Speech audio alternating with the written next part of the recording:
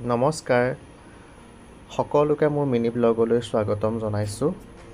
এয়া আজি এটা বিশেষ দিন আপোনালোকক দেখুৱাবলৈ ওলাইছোঁ। আমাৰ বিদ্যালয় বিহৰা চাহ বাগিচা আদৰ্শ উচ্চ মাধ্যমিক বিদ্যালয়।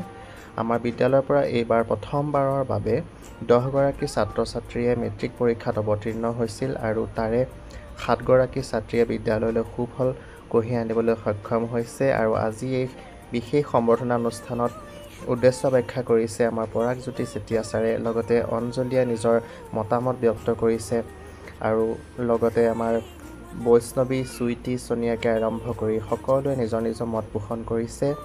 আৰু লগতে আমাৰ মাজত উপস্থিত আছে আমাৰ সমূহ শিক্ষকবৃন্দ। এয়া ৰত্নাই সম্বৰ্ধনা জনাইছে, ময়ো সম্বৰ্ধনা জনাইছোঁ।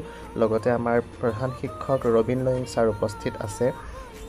লগতে ভগীৰথ কুৰ্মী ছাৰ, স্বপন ছাৰ আৰু লগতে ৰাণী বাইদেউ আমাৰ মাজত উপস্থিত আছে। সকলোৱে আজি খুব সুন্দৰকৈ আমাৰ দিনটো আয়োজন কৰিছে আৰু শেষত আমি সকলোৱে মিলি জলপান খালোঁ, ফটো উঠিলোঁ আৰু শেষত সকলোৱে মোক বাই বাই দিলে। আৰু বিশেষ একো নকওঁ, আজিলৈ ইমানেই। সকলোৱে মোৰ ভিডিঅ'সমূহ চাই থাকিব। ধন্যবাদ।